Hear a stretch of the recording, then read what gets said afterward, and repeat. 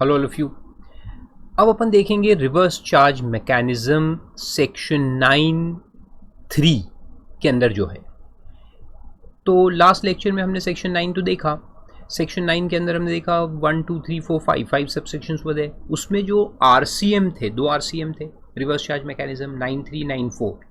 तो 9(3) वाला जो है वो अपन स्टडी करेंगे, और जिसमें मैंने आपको कहा था कि बहुत सारे स्पेसिफाइड कैटेगरीज है जिसके अंदर गवर्नमेंट ने कहा है कि रिवर्स चार्ज लगेगा। अब ये रिवर्स चार्ज गुड्स और सर्विस दोनों के लिए होता है, specified goods and specified services. अपने को जो पढ़ना है from exam point of view वो है सर्विसेज के लिए। गुड्स के लिए जो रिवर्स चार्ज मैकेनिज्म है, जो नोटिफाइड गुड्स है, उसमें वो इंस्टीट्यूट के हिसाब से अपने कोर्स में नहीं है, ठीक है, तो अपन उसको नहीं पढ़ेंगे। तो अपन कंसंट्रेट करेंगे सिर्फ सर्विसेज के ऊपर। तो चलो देखते हैं।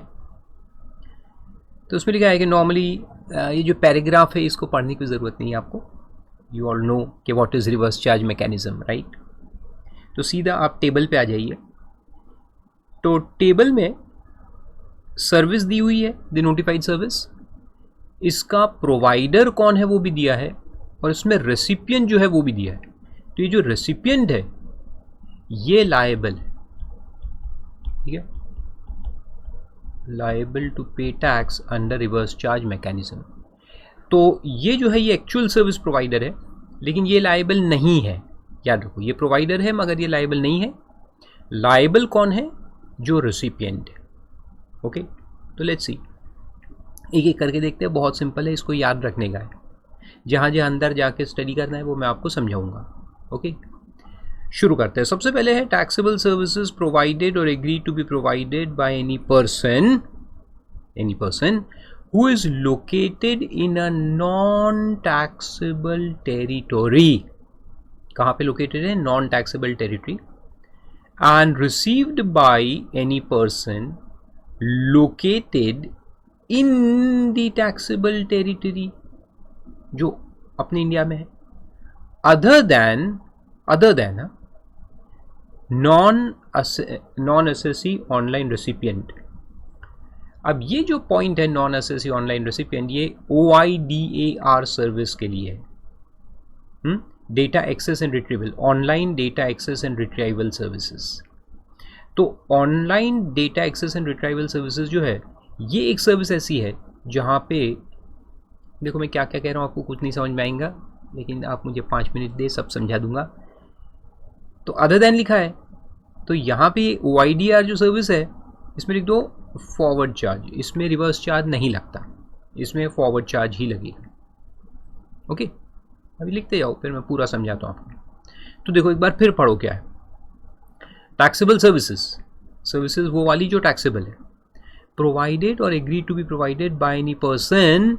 यानी देखो एक्चुअल प्रोवाइडर कहाँ है? Who is non taxable territory, located in a non taxable territory. यानी जो एक्चुअल सर्विस प्रोवाइडर है, मान लो वो कहाँ बैठा हुआ है? US में, रशिया में, ओके, जापान में। तो यहाँ दिया अभी देखो प्रोवाइडर में क्या लिखा है? Any person who is located in non taxable territory. तो एग्जाम्पल में लिख दो USA में बैठा हुआ है।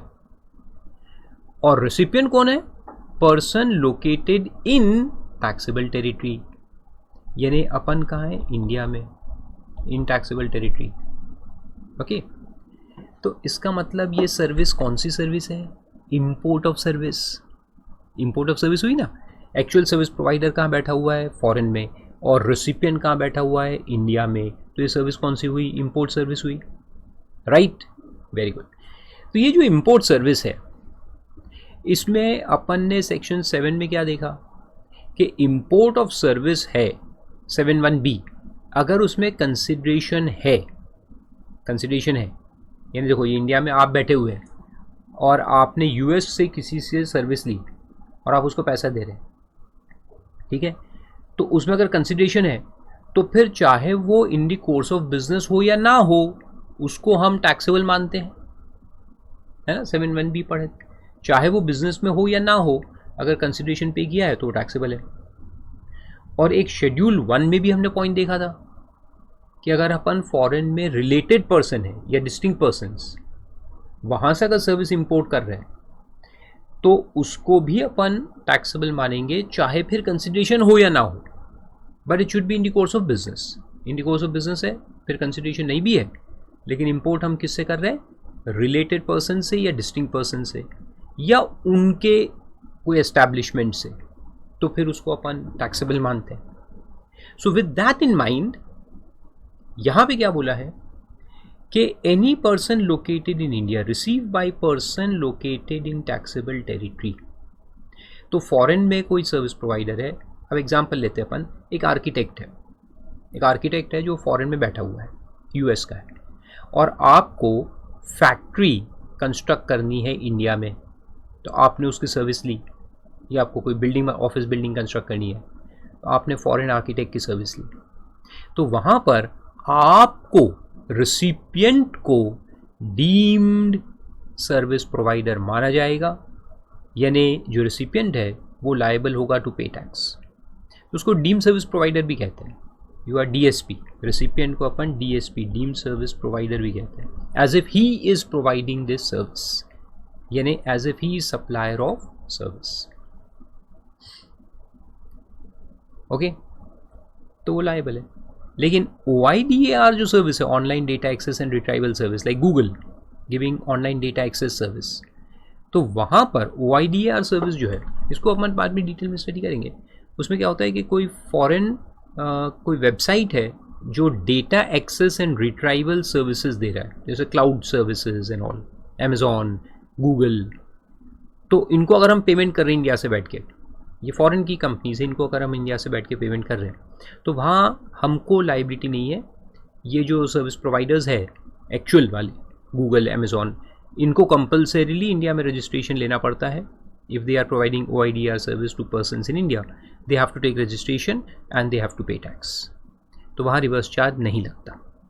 ओके, लेकिन इसके अलावा कोई भी सर्विस अगर इंपोर्ट हुई है OIDAR को छोड़ के, online access and data retrieval services को छोड़ के, और कोई भी सर्विस अगर इंडिया में इंपोर्ट होती है, तो वहाँ जो पर्सन इंपोर्टर है वो लायबल है।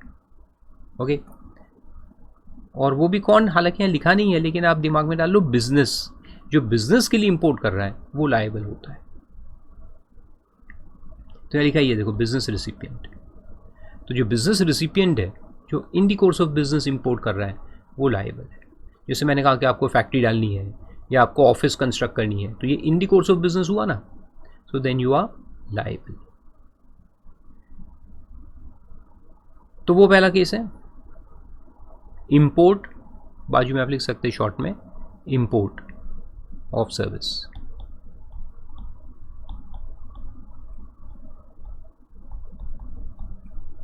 ओके, सेकेंड पे चलते हैं। सेकेंड एक है, थोड़ा सा इसको रटने का है। इस पे जो रेट वगैरह दिया है वो रेट ऑफ टैक्स क्योंकि अपने कोर्स में नहीं है। Rate of tax for services and rate of tax for goods दोनों ही अपने कोर्स में नहीं है। तो क्यों नहीं है वो मेरे सवाल मत पूछो, वो इंस्टीट्यूट ने रखा है तो they have kept it outside the course. लेकिन कहीं कहीं पे रेट का रेफरेंस आ जाता है, तो जहाँ भी उसका रेफरेंस भी आएगा, जैसे यहाँ पे रेफरेंस आया है, तो उतना पार्ट आप भूल सकते हो, यानी you are not allowed I mean to say you are not expected to learn that part. तो इसलिए उसको अपन थोड़ा ओवरव्यू लेके चलेंगे। जैसे यहाँ दिया, देखो, services agreed provided or agreed to be provided by goods transport agency called as GTA। ये पुराने सर्विस टैक्स में भी रिवर्स चार्ज में था, यहाँ पे भी है। तो यहाँ क्या है कि GTA कौन? गुड्स ट्रांसपोर्ट ऑपरेटर, यानी truck operators, basically truck lorries से जो माल सप्लाई करते हैं यहाँ से वहाँ, तो उनको GTA कहते हैं। Okay, goods transport operator. Who has not paid central tax at the rate of 6%। तो ये जो पार्ट है ना, ये आप इग्नोर करो। In respect of transportation of goods by road, तो सर्विस क्या है? Transportation of goods by road. इसमें शिप नहीं आएंगी, एयरक्राफ्ट्स नहीं आएंगे, इसमें सिर्फ रोड वाले आएंगे, रोड ट्रांसपोर्ट। तो GTA means road transport, trucks and lorries. तो बाजू में लिख दो ट्रक्स, लॉरीज। ओके, तो वो वाले यहाँ पे आएंगे। और जो सप्लायर है उसको गुड्स ट्रांसपोर्ट एजेंसी कहते हैं। जो एक्चुअल सप्लायर है वो गुड्स ट्रांसपोर्ट एजेंसी है, like Kartar roadways, Sindh roadways, Om roadways, ये सारे। ओके और उसमें एक्सेप्शन, अभी आप रुक जाओ, एक्सेप्शन में अपन बाद में आएंगे। पहले देखते हैं कि who are the service recipients and who are liable to pay tax, वो पहले देख लेते हैं थर्ड कॉलम में। तो उसमें पहले नंबर पे दिया है फैक्ट्री। तो देखो हर एक का मैं एग्जांपल देते जाऊंगा, अपने को इमेजिनेशन से याद रखने का है। Imagination is the best way of remembering anything in life. Okay, just imagine the whole scene happening. मैं स्टूडेंट से हमेशा कहता हूँ कि देखो वर्ड में नहीं पढ़ने का, don't read anything in words, always read by imagination. तो हर एक चीज़ जो लिखी है उसको आप इमेजिन करो कि प्रैक्टिकल में कैसे हो रही है। तो यहाँ मैंने कहा गुड्स ट्रांसपोर्ट एजेंसी यानी कौन, तो मैं हमेशा नाम वगैरह देते रहता हूँ ऐसे को। तो करतार रोडवेज, तो ऐसे को तो भी नाम देने का, करतार रोडवेज। ठीक है, दिमाग में देखो एक करतार रोडवेज का बोर्ड लगा, एक दुकान है, तो बेसिकली वो अपने से गुड्स लेता है हमारी फैक्ट्री से, हमारे जहाँ से भी हमको सप्लाई करना है, और जहाँ हमको सप्लाई करना है वहाँ पे जाके सप्लाई करता है। So there is a consignor and there is a consignee, दो लोग होते हैं, कंसाइनर कंसाइनी, है ना। तो देखो मैं आपको इसको बना के भी दिखाता हूँ। ये GTA है, the transporter basically, who has trucks, lorries etcetera. यहाँ पे कंसाइनर है जिसके पास गुड्स पड़ा हुआ है, और ये गुड्स को उसको भेजना है एक कंसाइनी के पास, है ना। The consignor has to supply his goods to the consignee. Example डाल दो कि ये कंसाइनर कौन है, सीमेंट फैक्ट्री है, L&T सीमेंट फैक्ट्री, और इसको सप्लाई करना है एक उनका डिस्ट्रीब्यूटर है। तो डिस्ट्रीब्यूटर के यहाँ भेजेंगे ना, सीमेंट जो निकलेगा फैक्ट्री से उसको सप्लाई करेंगे डिस्ट्रीब्यूटर के यहाँ। तो कंसाइनर ने GTA को बुलाया, उसको कॉन्ट्रैक्ट दिया हुआ है, तो एक ट्रक लेके आया, वो ये ट्रक लेके आया यहाँ पे, यहाँ से गुड्स हमने ट्रक पे डाल दिया। ये ट्रक लेके आता है, गुड्स को अपन ने उस पर अपलोड कर दिया, यानी लोड कर दिया, LOAD लोड। फिर ये ट्रक यहाँ से निकलेंगे आराम से घूमते घामते पहाड़ियों के रास्ते से होते होते होते होते कंसाइनी के यहाँ जाएंगा और वहाँ पे जाके अनलोड कर देंगे। ये इंडिया के रास्ते हैं टेढ़े मेढ़े। तो एनीवेज इमेजिनेशन के लिए है, ठीक है। अब सवाल ये पैदा हुआ कि ट्रांसपोर्टर को किसने बुलाया, कॉन्ट्रैक्ट किसके बीच में, सर्विस प्रोवाइडर कौन है, ट्रांसपोर्टर, तो he is the service provider. आप मुझे बताओ कि रेसिपिएंट कौन है, who is the recipient, the consignor, L&T cement factory, या वो डिस्ट्रीब्यूटर। रेसिपिएंट कौन है? तो ये वाले सर्विस में ये एक बहुत इंपॉर्टेंट पॉइंट होता है कि रेसिपिएंट कौन है। तो पहले ही समझा देता हूँ before you get confuse later on. Recipient वो है, इन दोनों में से कोई भी एक हो सकता है। रेसिपिएंट या तो कंसाइनर हो सकता है या कंसाइनी हो सकता है, डिपेंडिंग अपॉन के ट्रक वाले को बुलाया किसने, उसको किसने बुलाया और कहा कि जा तू माल लेके जा या माल लेके आ, तो इसको हायर किसने किया, वो रेसिपिएंट है। So if consignor hires this goods transport operator, यानी L&T कंपनी जो है वो अगर कंसाइनर है, वो अगर ट्रक वाले को बुलाती है और कहती है कि इतना माल लेके जाना है, बताओ भाड़ा कितना होगा, हम आपको देंगे, तो L&T consignor recipient of service बनेगा, है ना। और अगर डिस्ट्रीब्यूटर जो है उसने ट्रक वाले को हायर किया और कहा कि जाओ L&T कंपनी में जाओ और वहां से सीमेंट भर के लाओ, पैसे भाड़े के मैं दूंगा, तो फिर distributor consignee will become recipient of this transport service. Service is transport, तो या तो कंसाइनर रेसिपिएंट हो सकता है या डिस्ट्रीब्यूटर रेसिपिएंट हो सकता है, दोनों में से कोई एक हो सकता है, इधर ही और द कंसाइनर, दोनों में से कोई भी एक होगा। तो जो भी है, अपने को कंसाइनर हो या कंसाइनी हो, जो भी रेसिपिएंट है उसको लाइबिलिटी है टैक्स पे करने की। ओके, तो ये जो रेसिपिएंट है ये या ये जो है दोनों, ये स्पेसिफाइड कैटेगरी वाले होने चाहिए। जो दोनों में से कोई भी एक ट्रांजैक्शन में इन दोनों में से कोई भी एक रेसिपिएंट होगा। ठीक है, तो अगर आपको शक जाए कि कौन रेसिपिएंट है, समझ में नहीं आ रहा, तो एक सवाल पूछना कि ट्रांसपोर्टर को, कर्ता रोडवेज को पैसे दे कौन रहा है? जो पैसे दे रहा है वही रेसिपिएंट ऑफ सर्विस होता है ना। तो अगर कंसाइनर पे कर रहा है तो कंसाइनर रेसिपिएंट है, अगर कंसाइनी पे कर रहा है तो कंसाइनी रेसिपिएंट ऑफ सर्विस है। सीधी बात है ना, बिल्कुल 100 बात की एक बात। जो पैसे दे रहा है वो रेसिपिएंट है। तो चलो, तो इसमें अपन देखते हैं कि अब देखो, जो भी रेसिपिएंट है वो लायबल है, लेकिन वो स्पेसिफाइड कैटेगरी वाला होना चाहिए। तो यहां स्पेसिफाइड कैटेगरी में कौन कौन है वो अपन देखते हैं। तो सबसे पहले है फैक्ट्री। तो अगर ये कंसाइनर या कंसाइनी जो भी होगा, यहां ऊपर में लिख दो आप, कंसाइनर और कंसाइनी दोनों में से जो भी एक होगा रेसिपिएंट, वो या तो फैक्ट्री होना चाहिए, factory registered under the factories act of 1948। Okay, तो फैक्ट्री का ओनर कोई भी हो, इंडिविजुअल हो, HUF हो, फर्म हो, कंपनी हो, लेकिन वो फैक्ट्री है, रजिस्टर्ड फैक्ट्री से माल जा रहा है या माल आ रहा है, कंसाइनी, तो वो लायबल है। नंबर 2, वो सोसाइटी है, society registered under societies registration act of 1860, charitable societies वगैरह, और under any law for the timing in force in any part of India. State societies भी होती है, central society, state societies. Then cooperative society. Society और cooperative में difference होता है। वो जो सोसाइटी है वो चैरिटेबल नेचर की होती है, सोसाइटीज रजिस्ट्रेशन एक्ट ऑफ 1860 में जो रजिस्टर होती है, संस्था सोसाइटीज होती है। कोऑपरेटिव सोसाइटी है वो बिजनेस सोसाइटी होती है, जैसे फार्मर्स कोऑपरेटिव वगैरह। तो वो भी सेंट्रल कोऑपरेटिव भी होती है, स्टेट कोऑपरेटिव्स भी होती है, दोनों आएंगी इसमें। Then any person registered under GST, जो रजिस्टर्ड पर्सन है GST के अंदर, कंसाइनर कंसाइनी जो रजिस्टर्ड है, so he can be a trader, he can be an agent, कोई भी हो, लेकिन वो रजिस्टर्ड पर्सन है, तो फिर वो लायबल रहेगा।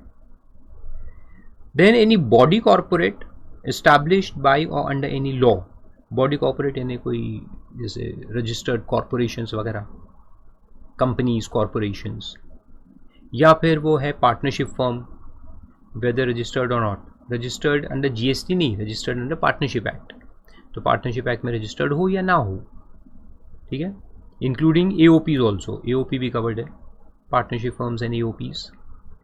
Then casual taxable person, casual taxable person एक कॉन्सेप्ट है, डेफिनेशन में शायद हमने पढ़ा था, यस, आगे डिटेल में और देखेंगे रजिस्ट्रेशन के चैप्टर में।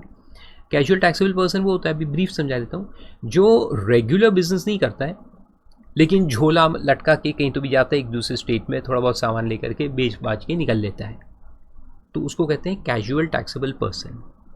ओके, अच्छा इतना ही है। ओके, तो ABCDEFG इतने लोग हैं। अब ये जो ABCDEFG है, इसमें ये जो लोग स्पेसिफाइड है, अगर ये पैसा दे रहे हैं गुड्स ट्रांसपोर्ट एजेंसी को, तो फिर ये जो लोग हैं ये लायबल है टू पे टैक्स। आ रहे समझ में, ये लोग लायबल है। अच्छा, इन लोगों के अलावा अगर कोई है, तो जैसे मैंने अपने घर का सामान शिफ्ट किया बॉम्बे से दिल्ली, तो मैंने ट्रांसपोर्टर को बुलाया, उसको पैसे दिए कि भैया मेरा घर का सामान है, ज़रा लेके जा, तो उसमें पैसे तो मैं दे रहा हूँ। अब फारूक हक मान लो एक गरीब आदमी, रजिस्टर्ड नहीं है GST के अंदर, मैं एक कोई बिजनेसमैन भी नहीं हूँ, मेरा घर का सामान जा रहा है, then who is liable? The GTA would be liable, forward charge में आएगा। लेकिन फ़िलहाल के लिए बता रहा हूँ, हमेशा के लिए नहीं, फ़िलहाल के लिए, कि उस केस में उसको एग्जेम किया गया है, यानी ये जो कैटेगरी इधर देख रहे हैं अपन रेसिपिएंट्स की, अगर ये लोग हैं तो टैक्सेबल है ये सर्विस, और इनको रिवर्स चार्ज में पे करना है। इसके अलावा अगर कोई GTA किसी को सर्विस दे रहा है, तो वो फ़िलहाल गवर्नमेंट ने एग्जेम करके रखा है, लेकिन कल चल के अगर एग्जेम्पशन रिमूव हो गया तो फिर वो फॉरवर्ड चार्ज में टैक्सेबल होगा। आया समझ में? गुड। फिर इसमें एक्सेप्शंस भी है। एक्सेप्शंस में क्या है देखो, services provided by GTA by way of transport of goods in a goods carriage by road to department और एस्टैब्लिशमेंट ऑफ सेंट्रल गवर्नमेंट और स्टेट गवर्नमेंट और union territory or local authority or governmental agencies which has taken registration under the CGST Act of 17 only for the purpose of deducting tax under section 51 and not for making a taxable supply of goods or service. section 51 यानी ये TDS का एक section है जो बाद में अपन study करेंगे। तो उसमें क्या होता है कि ये जितने लोग हैं ना इधर, ये जो डिपार्टमेंट्स है सारे, department of central government, state government, local authority, governmental agency, इन लोगों को एक TDS का फंडा है जो एप्लीकेबल है। उनको TDS काटना पड़ता है। If they receive services from people and while making payment they have to deduct tax and pay to the government. तो TDS का एक फंडा है। तो अगर इनको TDS काटने के लिए सिर्फ रजिस्ट्रेशन की ज़रूरत पड़ी और इसलिए वो रजिस्टर्ड बन गए, अदरवाइज वो खुद से कोई सर्विस दे नहीं रहे या कोई गुड सप्लाई नहीं कर रहे, they are not suppliers by themselves, they are not suppliers, so they don't need registration. ये तो सिर्फ TDS काटना था इसलिए उनको रजिस्ट्रेशन लेना पड़ा। रजिस्ट्रेशन लेना पड़ा तो इधर जो हमने देखा D पॉइंट, ये इससे रिलेटेड देखो, रजिस्ट्रेशन लेना पड़ा। अब रजिस्ट्रेशन लेना पड़ा तो D में आ गए। D में आ गए तो कल चल के कोई भी ट्रांसपोर्टर अगर ये गवर्नमेंट को सर्विस देगा, गवर्नमेंट डिपार्टमेंट, तो फिर रिवर्स चार्ज लग जाएगा, इनको टैक्स भरना पड़ेगा। ये तो ज्यादती होगी। तो गवर्नमेंट डिपार्टमेंट कहता है कि भाई हम लाइबिलिटी की वजह से रजिस्टर नहीं हुए, हमको TDS काटना है इसलिए हम रजिस्टर हुए हैं। तो उस केस में क्या रिवर्स चार्ज लगाना चाहिए उनको?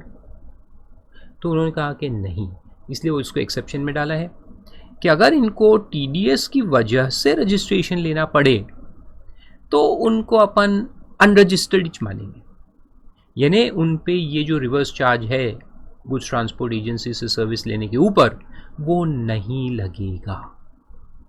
आया समझ में? No reverse charge. चलो ये भी सिंपल था। तीसरे पे चलते हैं। तीसरा भी सिंपल है, सारे सिंपल है, इसको सिर्फ आपको याद रखना है, 4-5 बार पढ़ के रखने का अच्छे से। ओके, नेक्स्ट है सर्विसेज प्रोवाइडेड बाय एडवोकेट। ये एडवोकेट सर्विस है। एडवोकेट्स, एडवोकेट्स या फर्म्स ऑफ एडवोकेट्स, जो इनके फर्म्स होते हैं ना, लॉ फर्म्स, तो वो यहाँ पे कवर्ड है कि services provided by an individual advocate including a senior advocate or a firm of advocates by way of legal services directly or indirectly. ठीक है, तो इसमें कौन आ गए? इंडिविजुअल एडवोकेट आ गया या फर्म भी आ गया, एंड इंडिविजुअल में सीनियर एडवोकेट भी आ गया। अब ये इसमें क्या है, ये लॉ सर्विस में कुछ एग्जेम्पशंस भी है जो एग्जेम्पशन की लिस्ट में अपन पढ़ेंगे। ओके, इसके बाद आने वाला एग्जेम्पशन लिस्ट बहुत लंबा लिस्ट है, 90 के आसपास है, 90 एग्जेम्पशंस पढ़ के आपको याद रखने के हैं। मेरा काम तो पढ़ाने का है, तो मैं तो पढ़ा के निकल लूँगा, आप लोगों को याद रखना पड़ेगा। That's good. Okay, so anyway, तो इसमें ऐसा है कि ये एडवोकेट चाहे वो इंडिविजुअल हो या अकेला हो, और उसमें सीनियर भी आते हैं, नॉर्मल एडवोकेट होते हैं, कुछ सीनियर एडवोकेट्स होते हैं जो कोर्ट से उनको एक डेजिग्नेशन मिलता है सीनियर एडवोकेट का, या फिर जो फर्म्स है, law firms, firm of advocates, ये अगर सर्विस दे रहे हैं किसी भी बिजनेस एंटिटी को, जैसे मैं एक एडवोकेट हूँ और मैं रिलायंस इंडस्ट्रीज़ को सर्विस दे रहा हूँ, उनका केस फंसा हुआ है और मैं उनको रिप्रेजेंट कर रहा हूँ, मस्त बिल बना के दूंगा ना रिलायंस को, तो मस्त बिल बना के दूंगा 2-4 करोड़ का एडवोकेट फीस, तो इसके ऊपर रिवर्स चार्ज लगेगा। और ये जो बिजनेस एंटिटी है लाइक रिलायंस इंडस्ट्रीज लिमिटेड, तो इनको टकसवा भरना पड़ेगा, दे will have to pay tax on reverse charge basis. Okay, और लीगल सर्विसेज का डेफिनेशन भी दिया है, उसमें लीगल सर्विसेज में कोर्ट रिप्रेजेंटेशन वगैरह भी आता है और साथ में कंसल्टेंसी वगैरह भी कवर्ड होती है, कॉर्पोरेट कंसल्टेंसीज वगैरह जो होती है ना, वो भी कवर्ड है। लेकिन इसमें एक बात याद रखो कि ये एडवोकेट्स के केस में रिवर्स चार्ज है, लेकिन चार्टर्ड अकाउंटेंट्स या कंपनी सेक्रेटरीज में रिवर्स चार्ज नहीं है। तो अगर मैं रिलायंस का ऑडिट करता हूँ, मान लो कि मैं ऑडिटर हूँ और मैं उनको ऑडिट फीस का बिल बना के दूंगा 75 लाख रुपीस, उस पर फॉरवर्ड चार्ज है, चार्टर्ड अकाउंटेंट जो है उसको खुद कलेक्शन करके गवर्नमेंट को पे करना है। लेकिन लॉ एडवोकेट्स के केस में रिवर्स चार्ज। और लीगल सर्विसेज की डेफिनेशन में दिया है, means any service provided in relation to advice, advice भी कवर्ड है, consultancy, assistance in any branch of law in any manner and includes representational services before any court, tribunal, authority. तो court में case लड़ना वो भी covered है, और advice देना, कंसल्टेंसी प्रोवाइड करना, any kind of legal assistance देना, ड्राफ्टिंग वगैरह सब कवर्ड है, एवरीथिंग। जैसे हम एग्रीमेंट्स वगैरह ड्राफ्ट करके देंगे, मर्जर्स एंड एक्विजिशंस के करवा के देंगे, और उनको किसी कंपनी को शेयर मार्केट में शेयर्स इशू करने हैं तो उसके जो लीगल कंप्लायंसेस है वो करवा के देंगे, सब कवर्ड है। फिर अगले नंबर पे है सर्विसेज प्रोवाइडेड और agreed to be provided by arbitral tribunal. ये आर्बिट्रेशन जो होता है ना, लॉ आर्बिट्रेशन, ये कोर्ट नहीं है, ये कोर्ट वाले ट्राइब्यूनल नहीं है, ये आर्बिट्रेशन वाले होते हैं।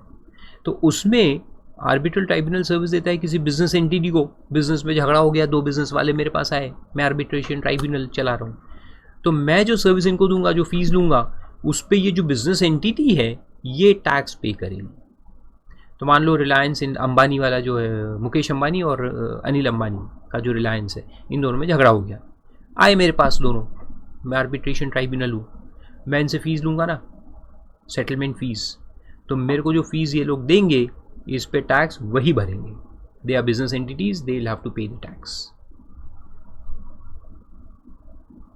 Then sponsorship service, next is sponsorship. Sponsorship में क्या होता है? अच्छा, स्पॉन्सरशिप में लोगों को नॉर्मली यही नहीं समझता कि एक्चुअल सर्विस प्रोवाइडर कौन है और रेसिपिएंट कौन है। तो पहले वो समझा दूँ। देखो, अभी आईपीएल हुआ कुछ समय पहले, आईपीएल में मान लो कि कोई कंपनी है बाईजूस, उसने स्पॉन्सरशिप दी, आजकल बाईजूस स्पॉन्सरशिप दे रहा है ना, फारूका क्लासेस भी देंगे, डोंट वरी। तो मान लो बाईजूस को चलो हटाओ, फारूका क्लासेस ने स्पॉन्सरशिप दी आईपीएल की। Now who is the service provider and who is the service recipient? Farooka classes service provider है कि रिसिपिएंट? और आईपीएल जो है वो रिसिपिएंट है या वो सर्विस प्रोवाइडर है? इन दोनों में एक तरफ आईपीएल है, एक तरफ फारूका क्लासेस है। Now who is the provider and who is recipient? बहुत सारे लोग इसमें कंफ्यूज होते हैं, ये साला प्रोवाइडर कौन है, रेसिपिएंट कौन है? चलो मैं आपको एक वे आउट बताता हूँ। जब भी ये कन्फ्यूजन हो कि सर्विस प्रोवाइडर कौन है और रेसिपिएंट कौन है, तो एक सिंपल सी चीज़ देखना कि पैसे कौन किसको दे रहा है। फारूका क्लासेस ने 5 करोड़ आईपीएल को दिए, है ना? फारूका क्लासेस पैसे आईपीएल को देंगे ना, है ना, obviously. So then who is the actual service provider? IPL. अरे आईपीएल फारूका क्लासेस को सर्विस दे रहा है, इसी के लिए तो हम उसको पेमेंट कर रहे हैं ना। ये तो हम पागल थे क्या कि उसको पेमेंट देते? ऑब्वियस है। So IPL is service provider, Farooka classes FHC is service recipient. Okay, तो एफएचसी बॉडी कॉर्पोरेट है, एनी बडी हो गया उधर, एक्चुअली एनी अलग है, बॉडी अलग है, तो एनी बॉडी कॉर्पोरेट ऐसा होना चाहिए वो, ये कॉर्पोरेट एंटिटी। तो फारूका क्लासेस कॉर्पोरेट एंटिटी है ना। हमारी कंपनी का नाम यू एड्यूटेक सॉल्यूशंस प्राइवेट लिमिटेड है। तो हमने सर्विस, यानी हमने स्पॉन्सरशिप दी, यानी हमको सर्विस मिली। तो एक्चुअली स्पॉन्सरशिप सर्विस का मतलब क्या है कि आईपीएल हमारा ब्रांड एडवर्टीजमेंट करेगा। फारूका क्लासेस हर जगह लिखाऊंगा ना, उनके हर स्टेडियम के अंदर, जहाँ वहाँ जहाँ तहाँ फारूका क्लासेस स्पॉन्सर्स आईपीएल, तो हमारा एडवर्टीजमेंट कर रहे वो, है ना। So they are sponsoring our name and for that we are paying them consideration as 5 crore sponsorship fees. तो ये जो फारूका क्लासेस है उनको डायरेक्टली गवर्नमेंट को टैक्स का पेमेंट करने का है, रिवर्स चार्ज के अंदर। Got it? सिंपल। तो स्पॉन्सरशिप में यहाँ भी एक्चुअल जो इवेंट ऑर्गेनाइजर होते हैं वो तो कोई भी हो सकता है, एनी पर्सन लिखा है. That can be IPL, that can be some kabaddi association, that can be anyone. जो एक्चुअल स्पोर्ट्स इवेंट या जो भी कर रहा है वो कोई भी हो सकता है. स्पॉन्सरशिप जो दे रहा है वो या तो बॉडी कॉर्पोरेट होना चाहिए या पार्टनरशिप फर्म होना चाहिए. बॉडी कॉर्पोरेट या पार्टनरशिप फर्म, दोनों में से अगर कोई है तो फिर वो लायबल रहेंगे. फिर अगला है services supplied by central government, state government, union territory or local authority by way of renting of immovable property to a person registered under CGST act.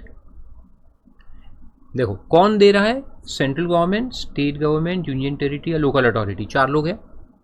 ये लोग कोई भी इमूवेबल प्रॉपर्टी लेट आउट कर रहे हैं. किसको? रजिस्टर्ड पर्सन को. तो इसके एग्जांपल में भी देखो, फारूका क्लासेस मान लो रजिस्टर्ड पर्सन है, मान लो क्या रजिस्टर्ड है ही, we are registered persons, okay, under GST.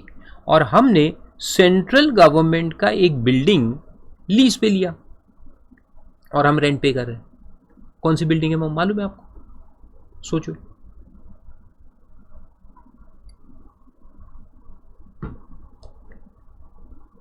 कौन सी बिल्डिंग है? अरे पार्लियामेंट हाउस. पार्लियामेंट हाउस जो है वो बिल्डिंग है ना. और मेरे को क्लास चलानी थी दिल्ली में, कोई हॉल नहीं मिल रहा था, मैंने पार्लियामेंट हाउस ले लिया. वैसे भी पार्लियामेंट फंक्शन का करता है मोस्ट ऑफ द टाइम, जो खाली पड़ा रहता है.